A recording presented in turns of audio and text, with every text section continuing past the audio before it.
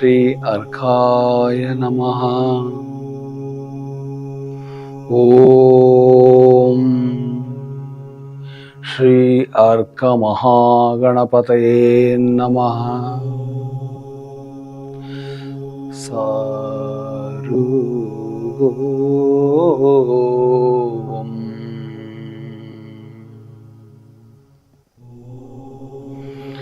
Each human being must be looked upon like a star in the Milky Way of galaxy. Everything matters. Literally, everything matters. Only relatively we can say something is not much or important. But truly speaking, each particle has its own position, property, nature, and role to play in the life of the universe. So also we are, especially being humans, we recognized ourselves we are humans, and we called ourselves humans because of conscious awareness. So why consciousness is so significant, so important? Because consciousness is superior to matter, energy, and everything you can think about. Because consciousness is the one which recognizes everything and distinguishes everything from the rest.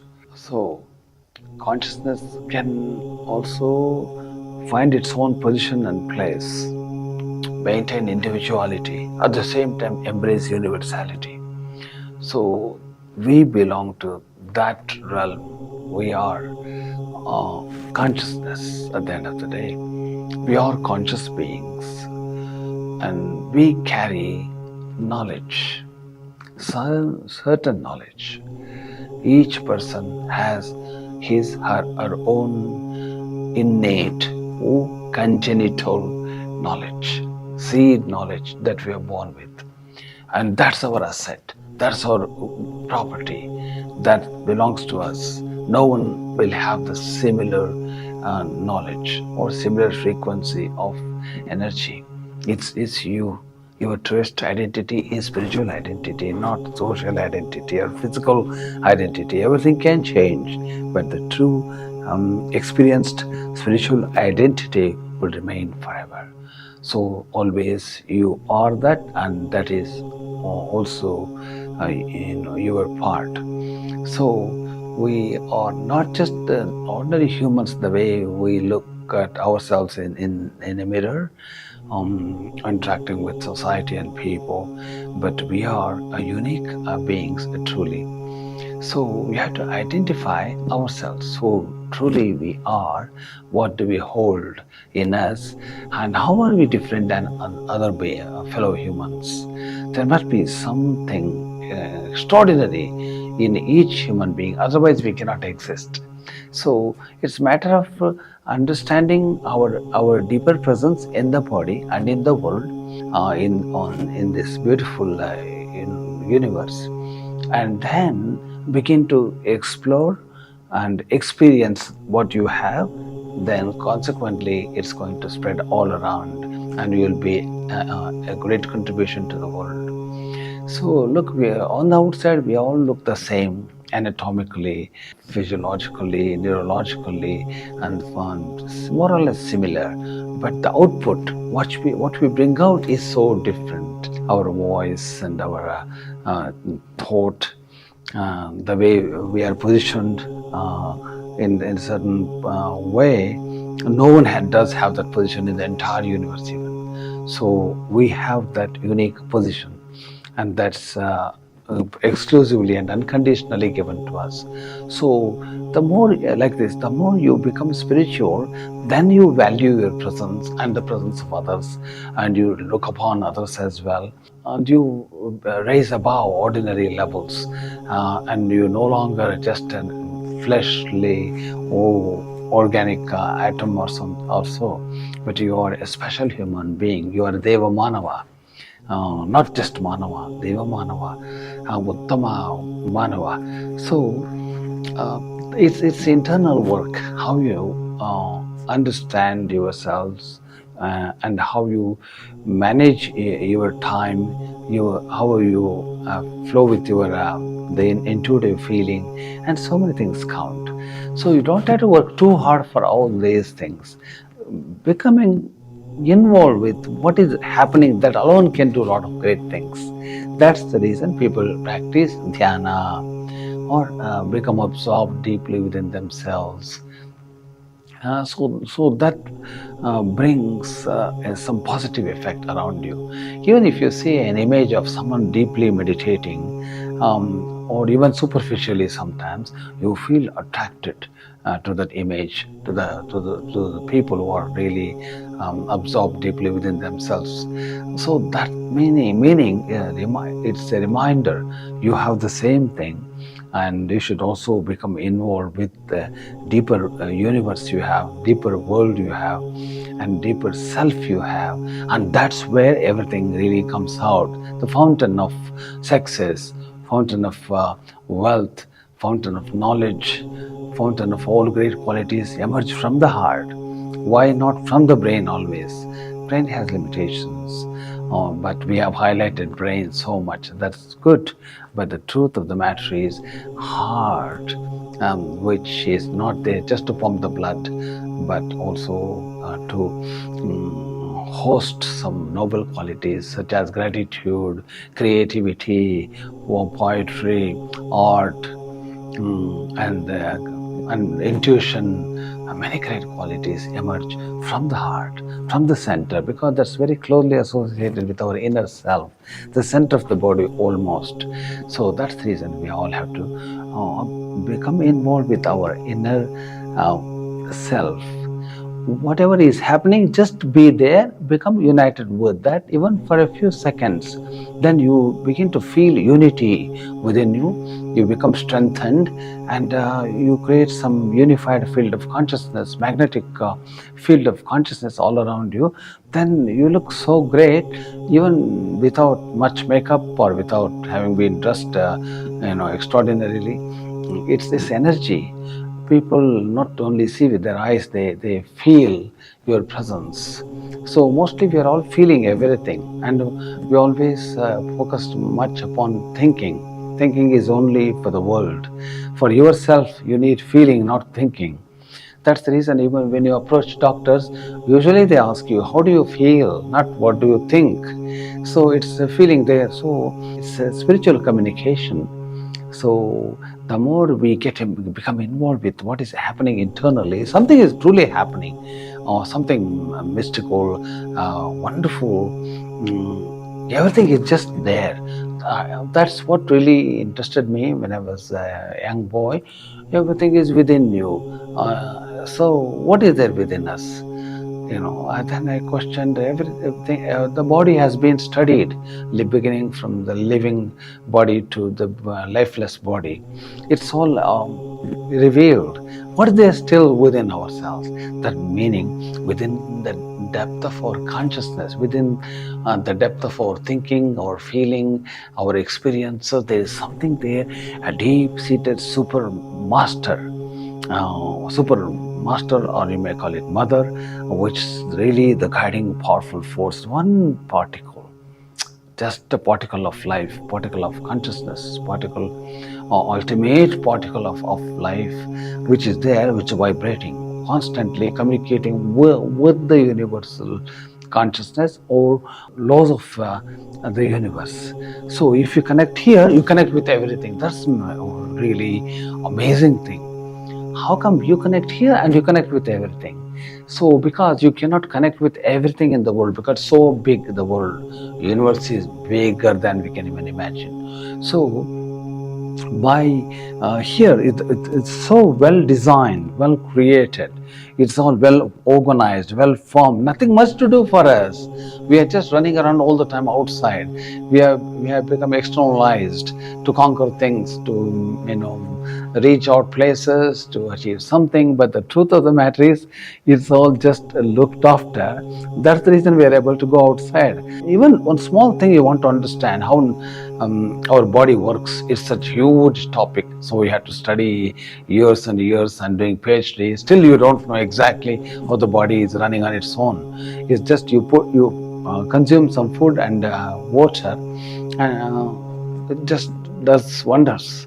So, and we are not bringing to our knowledge things are happening, even from the physical sense to neurological sense to psychological to cosmological level. It's all happening.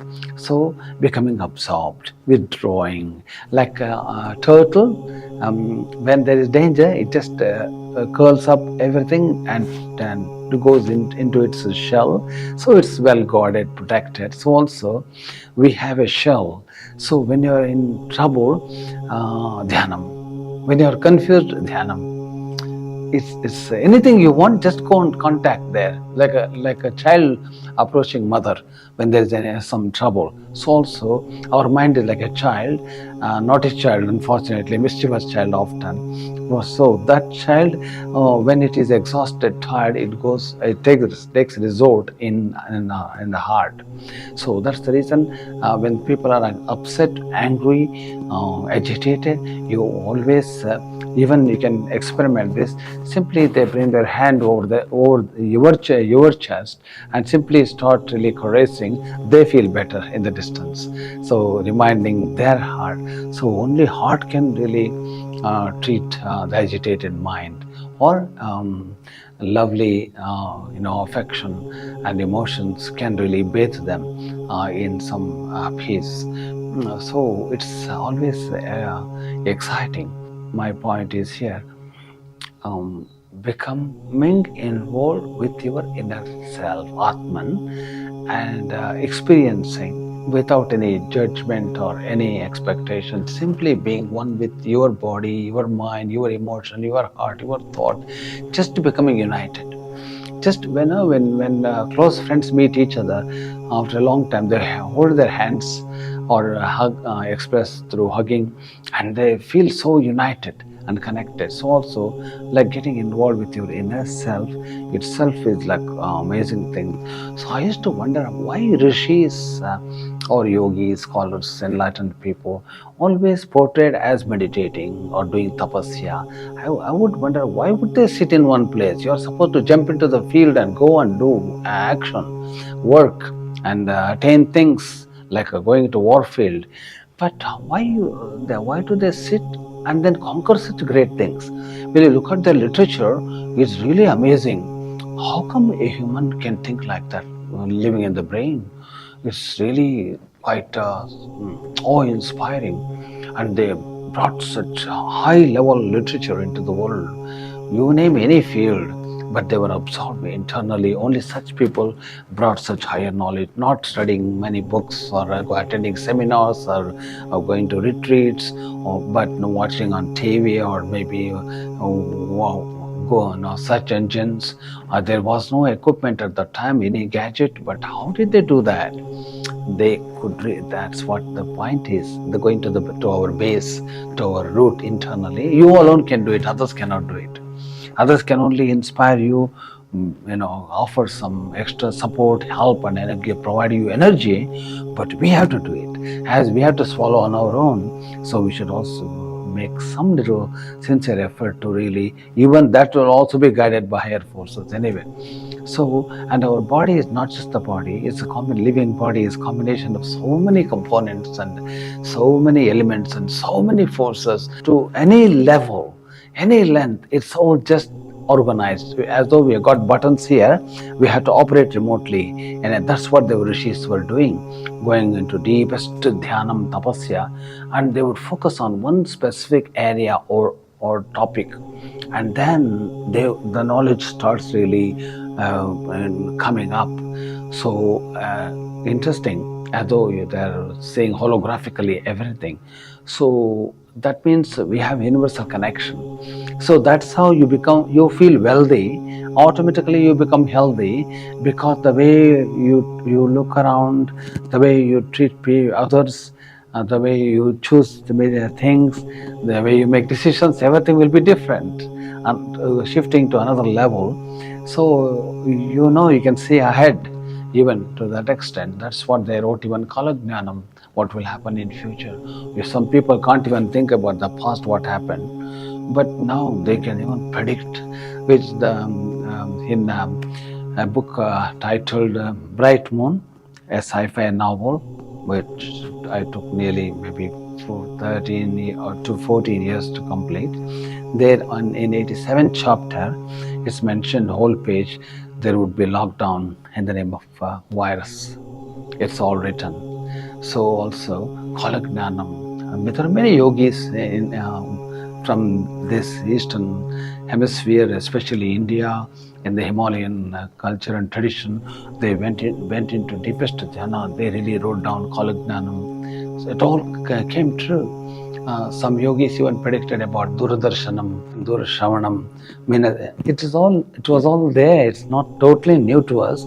But if you go look into history and monuments and relics and remains and traces, you would know, my God, they did have this technology in their hands, because they wanted to use only in the direction that it would help humanity to grow and evolve, not to be controlled by a handful of people, but to be available for one and all. Anyway, getting back to this now. So we are born resourceful, born enlightened. So all of you, never ever feel low of yourself. Only momentarily you can, but get back to your heart, get back to your soul, and recognize your breath, and see what you can do, and how to proceed. But focus upon one thing always. You may have million ambitions, but focus on one thing. If we can achieve one thing, all the rest will start following. Like a tree, one tree can host so many birds, even different kinds of species even. So also, if you achieve one goal, and many things will come and join, eventually it all makes sense in the end. So that focus on what you really enjoy, that part especially. If you're obligated to really simply do something which you don't enjoy, and try to get out as soon as possible, make some plans, or try to accept that if you can. Otherwise, you really find your way forward, and you will be helped by the same universal forces, because they are with you, and you are in them too. Thank you very much. Thank you. Om Shri Arka Mahanapate Namaha. Om Shri Arkaya Namaha.